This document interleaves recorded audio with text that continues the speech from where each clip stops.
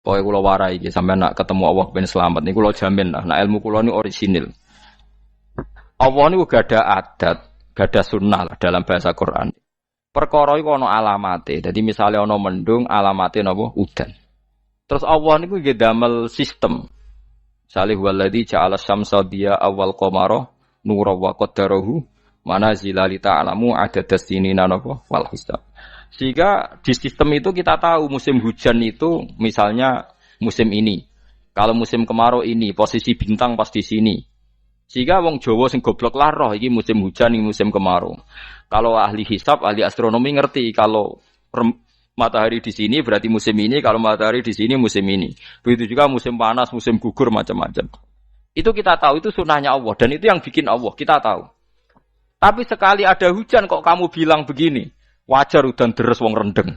Itu Allah tersinggung. Karena kamu nganggep udan itu jasane rendeng, ora jasane pangeran. Gak repot ngadepi pangeran.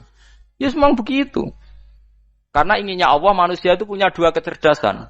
Kecerdasan yang diciptakan nubuwah yaitu akidah dan kecerdasan yang diciptakan sains yaitu pengetahuan. Di kula terangno nggih cara mazhab Abu Hanifah banyu iku ora iso najis. Wes pokoke banyu ku nyucekno dadi ora iso napa najis. Tapi kalau dalam mazhab Syafi'i itu air yang tidak sampai 2 kolah. 2 kolah niku ukuran 1/4 itu sekira-kira 1 meter persegi. Berarti kiri kanan atas bawah niku napa? 1 meter niku pun 2 napa? Kula. Niku nak cara Imam Syafi'i jika air sebelum 2 kula itu kena najis sedikit rubah atau tidak rubah najis, nggih. Tapi kalau terlalu banyak meskipun kena macam-macam tidak napa? Tidak najis. Terus ila mata ghayyara kecuali yang rubah. Di misalnya ada limbah, ada kubangan besar gitu yang beribu-ribu liter, tapi kok warnanya sudah warna coklat, ya kayak tinja macam-macam itu dihukumin apa? Najis. Tapi wis macam-macam malah mazhab dalam air.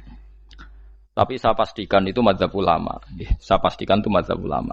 Kalau teks hadisnya begini nih, monggo nak jenengan ape latihan ijtihad, kok menyesatkan ya ora apa-apa, sing penting ini latihan. Jadi di Medina, ini hadis di Musnad Ahmad. Di Madinah itu ada sumur, bukan sungai loh. Saya ulang lagi sumur, bukan sungai. Kalau sungai itu konotasinya kan luas, panjang, mengalir. Ini sumur, bener-bener apa? Sumur. Sumur, ya gede sumur enggak sepiro. Nabi itu wudu di situ, terus diingatkan ya Rasulullah, itu sumur dulu zaman sebelum engkau datang, sebelum ada Islam di sini, dipakai pembuangan jifah. Batang anjing dan nyuwun sewu kotoran orang haid. Ya kotoran orang haid. Terus saat itu Nabi ngendikan alma tahurun la yunajjisuhu syai'un. Kata Nabi yang namanya air itu menyucikan. Tidak pernah bisa kena najisnya. Alma tahurun la yunajjisuhu syai'un. Terus Nabi wudu. Ya sudah begitu. Ya sudah begitu sampe rasa bojiro-jiro no. Alhamdulillah hadise ngono. Ya kan ya, paham kan ya? Nah. Mane nek sampean ditangkleti. Kulon sering ditanya sama orang-orang Jakarta, "Gus, saya ini punya air langganan PDAM. Itu dikelola dari sungai ini. Padahal sungai ini mulai tinja sampai sapi tank macam-macam ya ke situ semua, Gus. Terus gak baunya karena kaporit. Itu gimana itu, Gus? Suci ndak itu?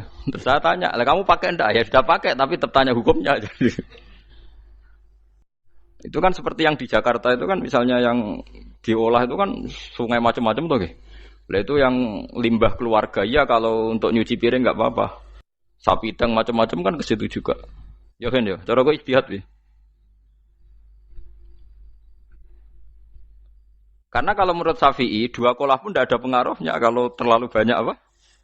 Bahan yang apa? Najis, yang limbah itu yang najis. Ya jelas najis ya. Kalau teletong sapi kan ijek ono intikal madhab, rausul makul tohir.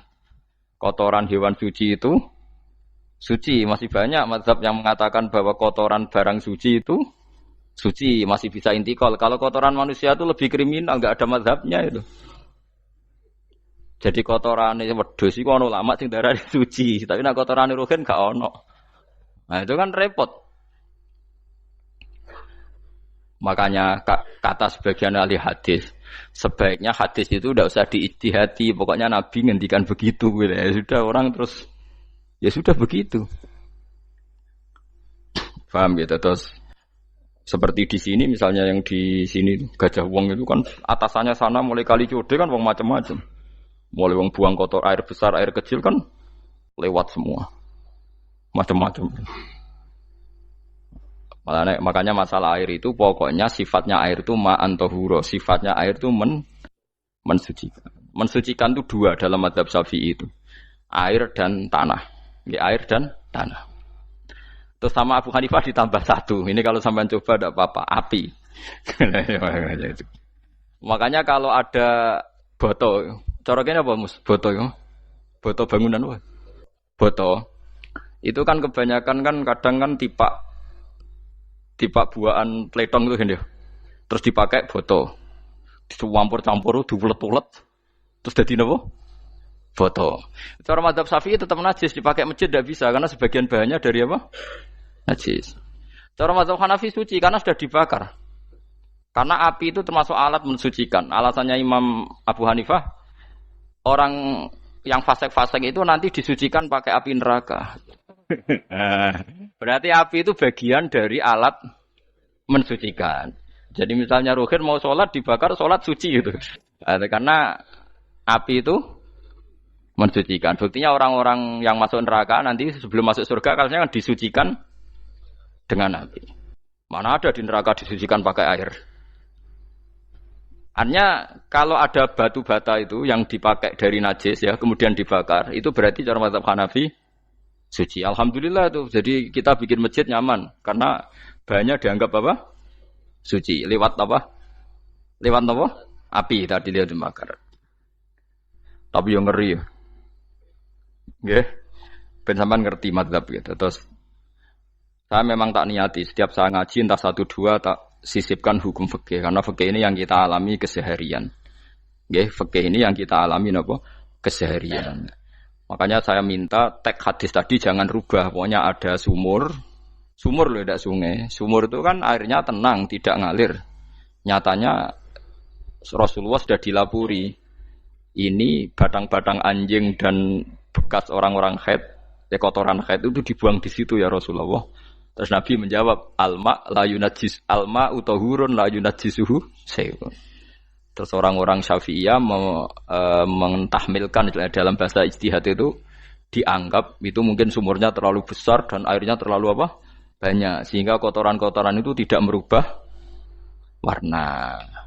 Tapi kata yang lain-lain masa yang bener aja gitu, masa banyu diam dimasuki kotoran gitu tidak nopo rubah. Nah itu ya itulah ijtihad. Ijtihad itu ya. Ijtihad itu guyonannya kan gitu. Pendapat saya benar mungkin salah, pendapat Anda salah mungkin apa? Benar. Karena ya sama-sama mirip-mirip itu untuk menganalisis itu. Yang jelas Allah mensifati air itu ma'an tahura, bahwa air itu punya sifat dasar mensucikan. Kaya nek cara kula niku asal tidak terlalu ketok najis ngoten niku. Kaya PDAM ngoten niku ngger gak ambu taek terus gak ambu apa nek suci ngoten mawon. Dan takoki tapi kan asal usulnya di sana najis gini. Asal usul barang kok repot. Kula sering dibantai tiang-tiang sing terlalu napa was-was. Tapi jelas Gus saya tahu sendiri. Sapi teng itu ngalir ke sungai gini-gini saya tahu sendiri. Tak jawab, saya juga tahu sendiri dari langit itu langsung air turun. Jadi artinya kalau dia melihat sisi najis ke sapi teng, kamu melihat sisi dari gunung Merapi, dari langit kan langsung turun. Jadi kalau eling najis ya, tak eling suci ini kan saya gitu. Dia ngilingi yang sisi najisnya dari apa? Limbah apa? Keluarga. Wa anzalna minas sama'i ma'an tahura. Air itu mensucikan. Nah, terus kedua masalah fikih yang saya jelaskan di sini, tahur itu sifat mubalaghah dalam madhab selain Syafi'i. Saya ulang lagi ya. Kula warai lugat ke. Kalau orang biasa terima kasih disebut syakir, disebut apa? Syakir. Kalau terlalu banyak terima kasih disebut apa? Syakur. Kalau kadang memaafkan disebut ghafir, orang yang memaafkan. Kalau sering memaafkan disebut ghafur. Jadi dalam disiplin lughat, kalau wazan fa'ul itu berarti menunjukkan terulang-ulang. Paham nggih Fuad? Apa? Terulang-ulang. Sehingga mazhab selain Syafi'i mengatakan air satu ciduk kan ya. Dipakai wudu, setelah itu mustakmalnya dipakai lagi boleh. Mustakmalnya dipakai lagi boleh. Alasannya fa'ul itu mubalaghah gitu loh. Jadi sesuatu yang terulang. Paham ya? Saya ulang lagi ya. Tohur itu kan wazannya fa'ulan. Tohuran berarti wazannya fa'ulan. Fa'ulan itu berarti ikut wazan mubalaghah. Kalau ghafir mengampuni, kalau ghafur sering mengampuni. Syakir terima kasih, kalau syakur sering terima kasih. Berarti kalau tohir suci, kalau tohur sering mensucikan. Nah, makanya selain Syafi'i mengatakan air asal suci mensucikan dipakai berkali-kali tetap suci mensucikan. Artinya ada mustakmal, ya, ada apa?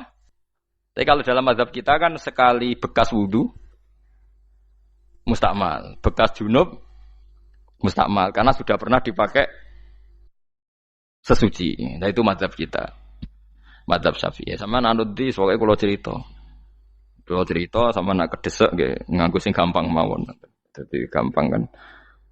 Ya masuk akal karena memang wazan fa'ulan itu untuk tadi untuk litakrir tadi untuk mengulang kayak ghafir nyepuro ghafurun sering nyepuro. Paham ya? Makanya orang itu kalau zalim itu ya zalim. Kalau zalum banget zalime. Makanya disebut Quran wa kanal insanu zaluman jahula. Zalim itu zalim biasa, zaluman banget zalime. Jahil itu goblok biasa, jahulan banget gobloke. Berarti kalau tohuron banget nyuciin berarti diulang-ulang. Makanya mazhab lain mengatakan air itu tidak ada mustakmal. Dan saya kadang ya intikal mazhab begitu. Nah intikal gimana? Coba kalau di hotel itu mustakmal. Hotel itu kan kotaannya cilik toh kan. Tahu nggak hotel mari ruhen. Kotaannya cilik. Terus kalau kita misalnya junub atau apa pakai ciduk itu kan tetap nyiprat Tomus. Nyiprat kena banyu di kotak yang cilik. Jadi kalau gak intikal mazhab pusing kan kita. Iya kan? Terus kemudian intikal lah suci guys. Takoki pangeran, kok mbok bolak-balik intikal mazhab Gusti. Jare sapa jare Gus Pak ngono takoki. Lah kowe muni kowe kok takoki malah pusing. Kayak Mbah Khalil Bangkalan itu. Kalau nalkin mayit itu masyhur Mbah Khalil Bangkalan. Tidak nalkin mayit itu. Yo kan yo, aku sibuk urusanku akeh. Takoki malaikat ngenteni Mbah Khalil. Tinggal mire. Sing ngono tok.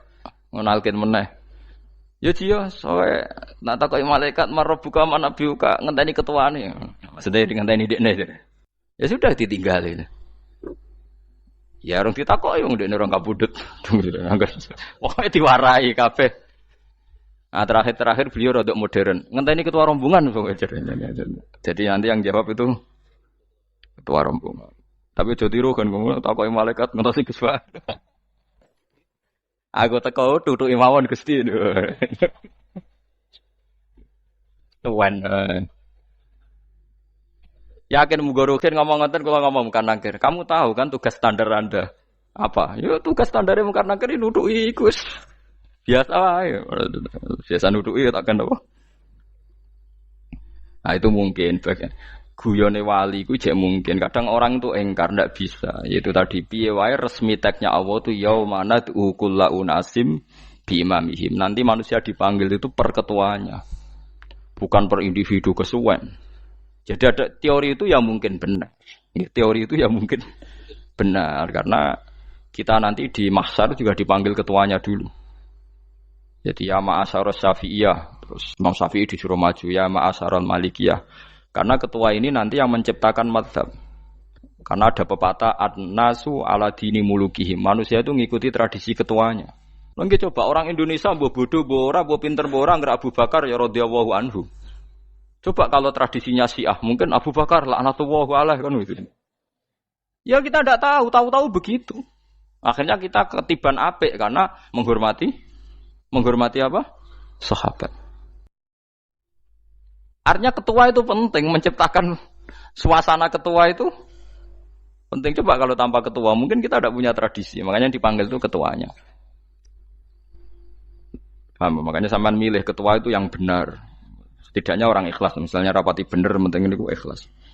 Ngeri itu kalau pas sampean dipanggil nunjuk ketua itu, kemudian ketua partai, wah panggil pangeran bingung kan. Ketua sopok nyebut ketua partai. Waduh. Ketua partai dia celok pangeran Melayu. Wah, ngadepi pangeran meriang tetep. Paham gitu. Jadi nanti sampean itu ditanya itu lewat nopo?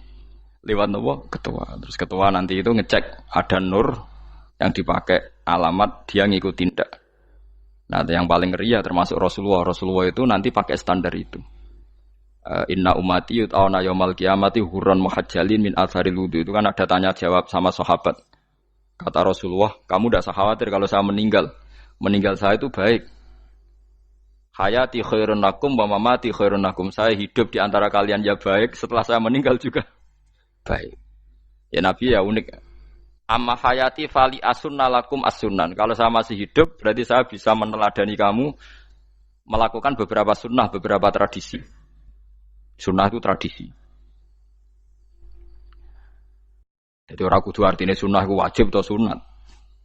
Buktinya di Quran ada sunnatallahil latif sunnatallah fil ladzina khalau min qabl. Jadi sunnahnya, tradisinya Allah menghukumi orang-orang dulu. Itu bisa orang benar, bisa orang tidak apa? Benar. Kata Nabi, kalau saya masih hidup, fali asunna lakum asunan, saya bisa mentradisikan kamu beberapa sunnah, bisa wajib, bisa sunnah. Wa amma wafati ya khairun lakum. Kalau saya sudah meninggal nanti juga bagus. Mergo aku nak SK pundhut jare Nabi aku jejer pangeran.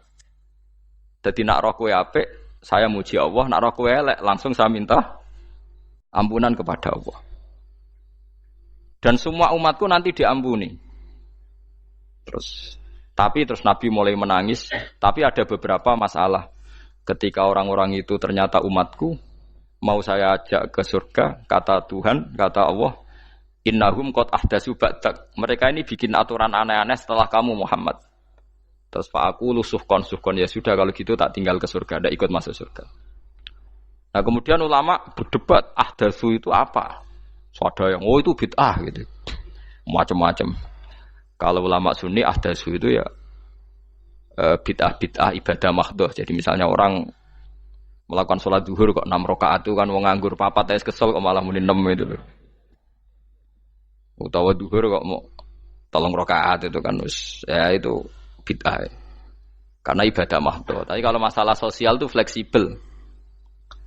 Fleksibelnya adalah misalnya dulu Nabi naik unta, orang yang anti bid'ah juga naik Innova. Padahal dulu naik unta. Orang-orang yang poligami itu ya tidak nunggu istri pertama mati. Padahal dulu Nabi poligami setelah Sayyidah Khadijah meninggal. Ya mereka baik-baik saja. Alasannya poligami sunnah Rasul. Padahal nak detailnya sunnah Rasul poligami setelah istri pertama meninggal. Jadi kayak Rogen itu belum boleh. Istrinya kan masih hidup 2 dia. Tapi sudah. Nah, bahkan artinya kalau sampean memaksakan gitu, sampean kalau enggak percaya saya bacakan ayat. Wal khailah wal bihola wal hamira litarkabuha wazina. Kamu bisa naik kuda, naik unta, naik himar. Setelah kamu naik dan kamu tenang di atas punggungnya, litastawu ala zuhuri, tsumma tazkuru ni'mata rabbikum idza stawaitum 'alaihi wa taqulu subhanalladzi sakhkhara lana hadza ma kunna lahu muqrinin. Artinya ketika kita naik unta zaman dulu dan tagnya memang unta, itu terus kamu baca subhanalladzi sakhkhara lana hadza. Apakah sekarang kesunatan baca itu kalau yang ditumpai unta, sehingga kalau yang naik Innova tidak usah baca itu gitu. Wah, aku numpakku ora unta kok, dadi ora usah maca subhanalladzi apa? Sakhkhara lana. Dhisik Nabi maca iku mergo numpake unta. Ya ngajak goblok bareng to, mosok umat tepuk kanthi begitu itu.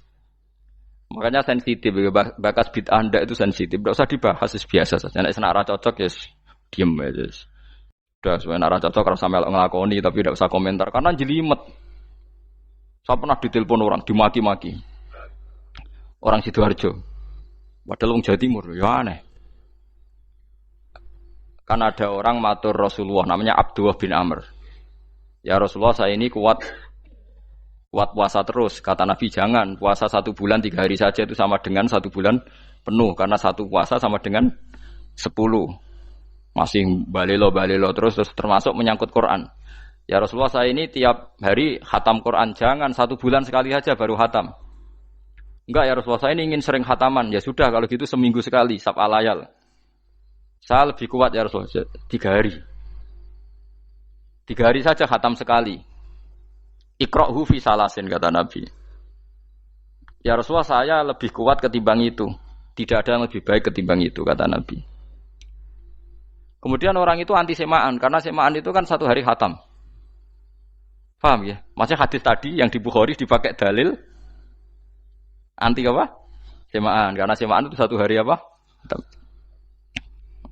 Lewat telepon pertama lewat santri saya terus lama-lama lewat telepon. Saya tanya, kamu bacanya hadis kira-kira sama saya banyak mana? Kayaknya banyak jenengan. Terus saya tanya, betul Nabi menyuruh khatam tiap 3 hari? Ya. Betul Nabi nyuruh khatam tiap 1 bulan? Ya. Ya sudah lakukan saja. Anda sering enggak khataman tiap 3 hari? Tidak pernah, setahun aja tidak mesti. Lah iya kalau Nabi melarang baca Quran tiap hari kamu setuju, tapi Nabi nyuruh tiap hari khatam kamu tidak setuju.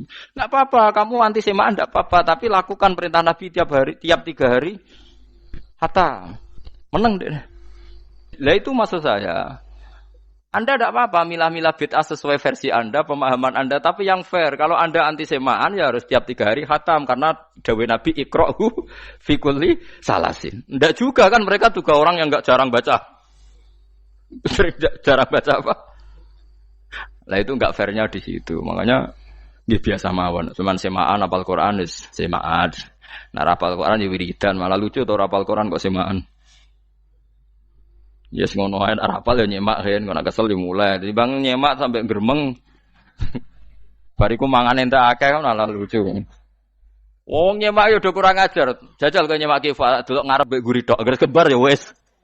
Aku seru kelakuane wong nyemak. Kan dekne ra apal kan yo. Biasane nyegat guri to. Oh gak gurine kembar pojok. Wis. Kok anggar gurine pojok kembar. Ya sing semaan akhire pinter sing maca kembar gurine. Paham gitu terus pau gitu tohuron gitu tak latih memahami Quran secara luwat. Quran bagaimanapun bilisanin arabiyyin mubin. Ada ulama yang berpendapat tohir itu dimubalaghahkan tohur seperti ghafur, syakir, syakur. Sebab itu menurut mazhab ini tidak ada air apa musta'mal. Tapi kita biasa mazhab Syafi'iyah apa? Ada apa? Ada musta'mal. Itu masalah-masalah ijtihadiyah, ini masalah-masalah ijtihadiyah. Kalau masalah ijtihadiyah tadi pendapat saya benar mungkin salah, pendapat Anda salah tapi ya mungkin benar itu. Wa anzalna minas sama'i ma'an tahura mutahhiron tegese banyu iku sing nyucekno. Linuhya supaya maringi urip ingsun. Bihi sebab anane banyu baldatan ing daerah maitan kang mati.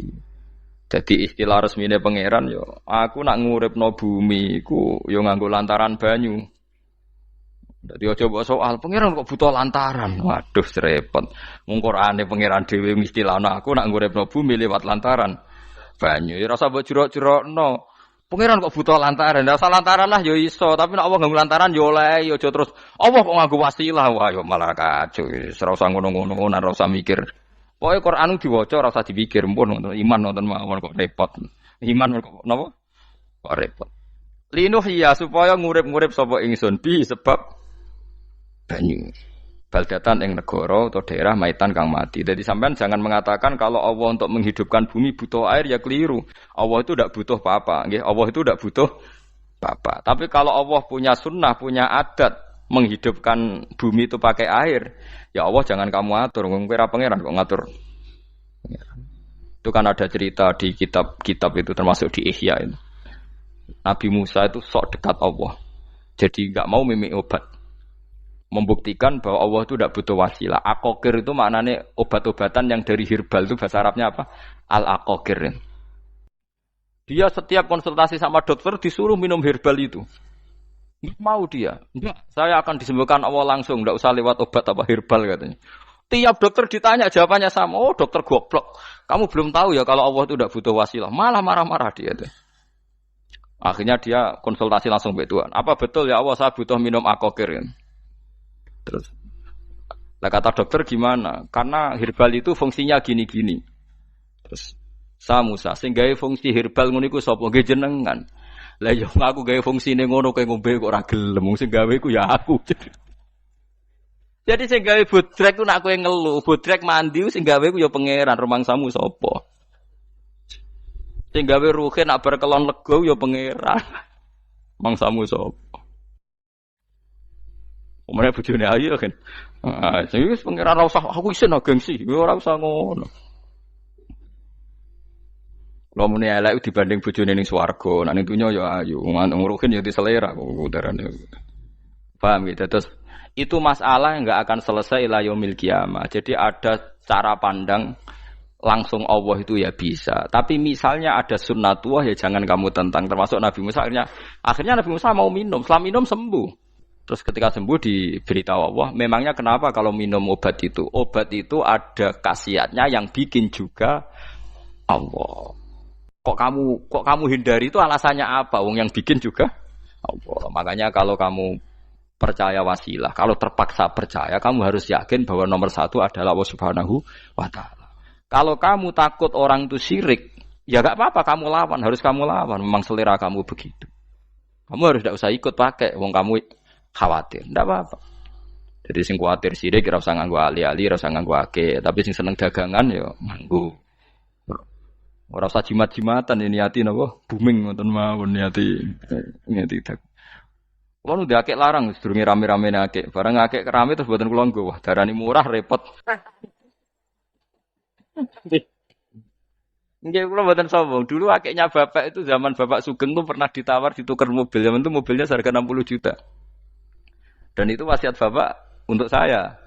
Saudara saya sepakat itu untuk saya. Dulu kadang-kadang tak pakai. Setelah akeh booming terus dikira ini yang gelondongan berapa kilo. 25.000 muruah camah cara Jawa camah tidak pernah tak pakai. Saya yakin ikut turun itu aki-aki yang mahal itu karena dikira yang produk ya yang masal itu yang itu. Paham gitu terus sampean biar tahu duduk perkara ini. Jadi tohur ya tohuron itu sifat mubalaghah. Tapi kalau dalam madzhab Syafi'i tohur itu ismul alat. Jadi tidak maknanya mengulang-ulang sehingga Imam Syafi'i tidak membolehkan wudu pakai air apa? Mustamal. Lah menurut hadis kayaknya benar Imam Syafi'i secara lahir. Karena Nabi ngendikan sisa air wudu itu membawa dosa Anda. Kata Nabi, jika seseorang wudu maka kotorannya keluar dari ajfan, dari pelapuk mata, dari apa sampai keluar dari mimbaini adzofirih, sampai keluar dari bawah-bawah apa? Kuku. Sehingga kalau air ini sudah membawa kotoran dosa Anda, berarti air ini kan sudah menjadi air kotor. Andai kan Anda mukasyafah, maka air ini sudah penuh dengan kotoran. Enggak mungkin air yang sudah penuh kotoran dipakai wudu lagi. Itu cara berpikir Imam Syafi'i. Ya sampean ikut mana ya? Ya gampang kan kalau keadaan normal ya ikut Syafi'i, kalau air banyak, kalau tidak normal ya ikut mazhab yang lain. Kan gampang. Gitu aja kok repot tuh. Ya itu pentingnya orang ngaji ya di situ tuh harus banyak pilihan. HP kartune loro masa madzhab mesti tok. Nah, itu gitu. Ya pokoknya gitu. Kalau yang percaya wasilah ya pakai istilah pangeran linuhyabi baldatam maita, ada kata bihi. Allah menghidupkan bumi itu dengan pelantaraan air, padahal Allah tidak butuh perantaraan. Tapi yang anti ya enggak apa-apa. Memang yang percaya wasilah itu ya bahaya juga. Ya pokoknya ya sudah pakai dua kartu apa susahnya tuh. Ya enggak apa-apa. Asal ada ilmunya. Ya tidak karena emosi. Memang ada apa? Ada ilmunya. Linuhyabi baldatam maita. Wanus qiyahu. Lan nyirami ingsun yastawi podo baldatam maita bitakhfif lan takhfif maita, maksudnya buatan mayita tapi napa maita. Yastawi podo fi ing dalam dawa maita napa al mudzakkar muannas lan muannas. Zakarahu mudzakkarna sapa Allah taala hu ing dawa maitan bi tibaril makani kelawan diitung tempat. Maksudnya maitan. Wanus kiyahu meniku masalah nahwu. Lan nyiramno ingsun hu ing banyu ilma ategese banyu mimma sing perkara kholakna kang wis gawe ingsun. Ingsun gawe siraman an aman ing pira-pira raja kaya kewan. Ibilan tegese unta wa bakaronan sapi wa hunamanan wedhus. Wa anasi lan pira-pira manusa kasiron kang akeh. Iki unike Quran, kadang kewan mbek manusa iku dibakas dhisik kewane. Engko nek ndelok dosa mbek ora ya apik kewan. Tapi nek ndelok diakal mbek ora ya apik manusa, tapi nek didelok manusa mbek kewan iku dosa ndi? Dosa manusa. Mulane nek salat istisqa iku kesunatane gawa kewan. Lho nggih tenan mboten guyon, sampean delok kabeh kitab fikih, nek salat istisqa kesunatane iku wong kon gawa apa? Kewan. Tapi aja kethek lho ya. Contohnya ngono iku ya kaya wedhus sapi, engko terus koyo kethek ula bulus wah, malaikate bingung wah. Ajete kewan tapi aja bulus kethek ula. Mulane teng daerah mriku, teng daerah sarang nate kekeringan. Bareng kekeringan tiang salat istisqa ono sing nggo sapi, nggo wedhus. Delalah bar salat istisqa iku udan. Tapi kula seneng mbek kiai ini. Pas udan kiai ini ngendikan itu. Kowe aja GR nak udane krana kuwi ya krana sapi mbek wedhus iki. Mergo ora duwe dosa, mergo ora duwe dosa. Lah ya itu agama. Agama itu kita ta'abudi. Wong kita jare makhluk paling terhormat. Tapi nyatane nak istisqa butuh bantuan kewan. Itu kesunatan istisqa ngoten to. Tem mriki ngoten mboten. Do nuntun wedhus to. Napa? Mboten sing tek teng kitab-kitab Pak Sami to. Kan go kewan kan? Ya, tapi ya soal kewan mau iso mbayakno. Wah, lah nek wong pasar ngasem mbok gawa mulai ular kobra macam-macam ya, Pak. Malah repot. Ndak ini menunjukkan nggih, karena manusia iku akeh dosane. Mulane jemben teng ora-ora mahsar iku manusa ora kepengin apa kewan ora kepengin dadi manusa, tapi manusa kepengin dadi kewan. Makanya nanti ketika ngadepi hisab gak kuat wa yaqulul kafiru ya laitani kuntu napa turaba. Maksudnya kuntu turaba ya Allah saya jadikan kewan sing di akhir segalanya didhawuhi Allah kuni turaban. Kamu sekarang cukup jadi turab. Intine manusa sampeyan teng ora-ora masaru bayangno kaya kewan sing akhir hayate muk didadekno napa lemah. Nah, kadang-kadang manusa itu dalam siklus ini apik kewan malah didhisikno mimma khalaqna napa an-aman riyen ya. Kalau dilihat dari dosa ndaknya, kalau dilihat dari manusia makhluk terhormat macam-macam ya apik manusa. Wa anasiya lan pira-pira manusa kasiron kang akeh jamu insan ente lafat anasi jamu lafat insan. Wa suhu te asline lafat insan iku anasinu. Fa udilat moko digenti apa anunun digenti ya aning ya. Wa timat lan dene sopno fiha ing dalem ya apa enggang dalem ya apa al ya ya. Maksudnya ya sing sangka nun diidghamno be ya asli. Au jamu insin te jamu lafat insin.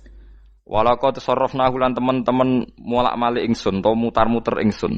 Hu ing ma'il ma'atik sebanyo bainahum antarane wong akeh liat zakaru wa gelem eling sapa ngakeh. Asluhu ya tadzakaru. Niki kok usum nahwu le ultimat ya gamna apa ata utak fi dzalik ing dalam dal wa fi qiraatin liat kuru bi sukuni dzal wa dhammil kaf. Liat kuru nikmat Allah ing nikmat Allah taala bihi klan ma fa aba mongko moh sapa aksarun nasi sapa akeh manusa moh ila kufuron kecuali mungkiri ning nikmat juhudan tegese mungkiri ning nikmat ngingkari ning nikmati maring nikmat haitsu qalu sekirane ngucap sapa ngakeh mutirna bina ikada mutirna den kei udan kita bina ikada sebab posisi perbintangan iki supaya kula warai iki sampeyan nak ketemu Allah ben selamat niku kula jamin lah nak ilmu kula ni orisinil Allah niku gadah adat gadah sunnah lah dalam bahasa Quran ini. Perkara iku ana alamate. Dadi misale ana mendung alamate napa udan. Terus Allah niku nggih damel sistem.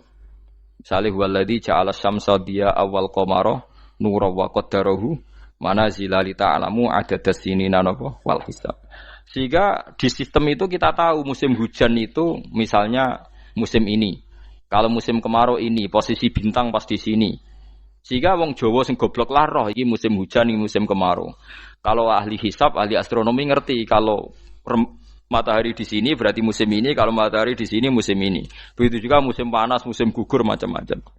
Itu kita tahu, itu sunnahnya Allah dan itu yang bikin Allah, kita tahu. Tapi sekali ada hujan kok kamu bilang begini, wajar udan deres wong rendeng.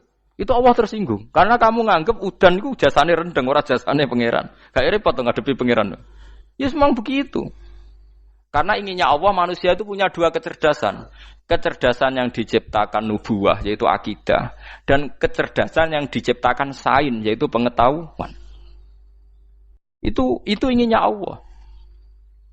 Jika menyangkut hisab dan ru'yah yang diperdebatkan oleh Muhammadiyah itu sebetulnya juga masalah sepele. Masalah sepele itu begini. Siapa sih yang mungkiri hisab? Wong hisab itu ya nasib pangeran li ta'lamu adada sinina wal hisab. Siapa sih yang mungkiri ru'yah? Wong ru'yah itu hadisnya sahih.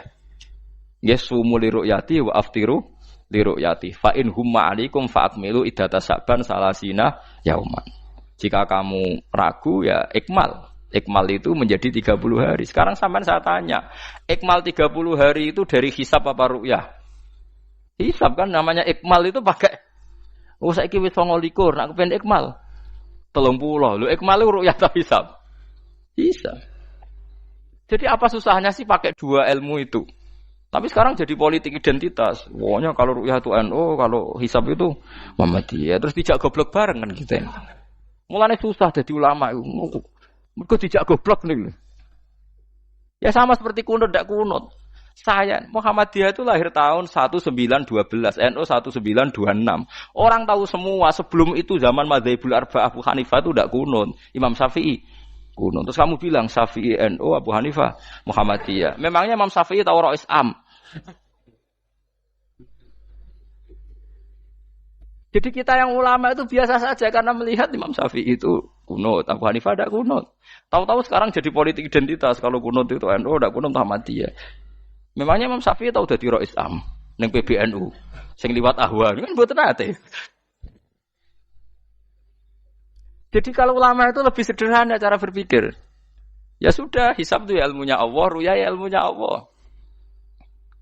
Jadi misalnya dagang dihitung, kalau dihitung itu rasional berarti sain. Kalau tidak dihitung kok berarti jenenge kejutan ya enggak kita pernah ngalami semua. Kita pernah ngalami dua-duanya kan. Dihitung ya pernah laba, kejutan ya pernah. Musim sulit dagang rugi ya biasa, kecengklok rugi kebodhon biasa sama pernah anggap aja kalau rutin namanya sains sesuai hitungan pengetahuan. Kalau model ngono kejutannya selesai kan. Kok dibenturkan? Kejutan sama rutin itu absolut mana? Akurat mana? Ya ngajak goblok bareng. Paham ki biasa mawon wong sing seneng ilmu tuh ben biasa roh iku roh dojo ben. Ya ben biasa.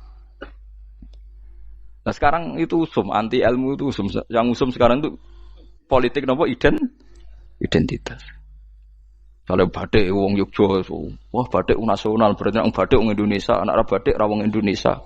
Jadi batik nopo pakaian nopo nasional. Ya wong golek hadis nganti ngelu kesunatan ibadah nggo klambi putih. Ora ana kesunatan ibadah nggo klambi nopo? Batik. Tapi nak kowe wong alim ben diarani klambi putih gak wajib, kudu kadang-kadang nganggo batik, nggo nunjukno nak nganggo putih iku. Saya itu seingat saya belum pernah ngaji gak pakai baju putih. Karena pikiranku sederhana sering ditanya, "Gus kowe wong alim ora tau joban." Nak joban koyo wong Arab. Nak batik kesane kok ora sunah Rasul seneng putih, setengah-tengah nganggo hem putih wis sunah Rasul tapi tetep Indonesia. Wis tak pikir wonten. Lalu kan ra mikir nganggo batik. Tapi itu tadi, saya masih husnudzon. Jika jadi tren nganggo klambi hem putih dianggap wajib, harus ada yang pakai batik untuk menunjukkan kalau ndak wajib. Lah mungkin dia termasuk begitu melok. Makome dekne iku wis nglurusno. Enggak tahu saya kalau itu berarti sudah tinggi, kelasnya sudah tinggi. Jadi menurut saya tengah-tengah ya pakai hem putih kalau sholat. Tengah-tengahnya adalah nak jubah terlalu Arab. Nak batik be Nabi ngendikan kesunatane ibadah itu pakai putih. Nganggo mori kok wong mati ya sudah hem, ya sudah tengah-tengah. Menurut saya, sama ndak harus ikut saya. Tapi jika itu dianggap wajib, kadang-kadang jangan pakai putih. Seperti Jabir bin Abdullah itu terang-terangan sama tak ceritani.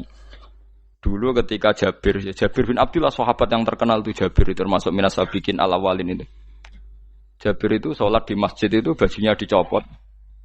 Terus sarungan itu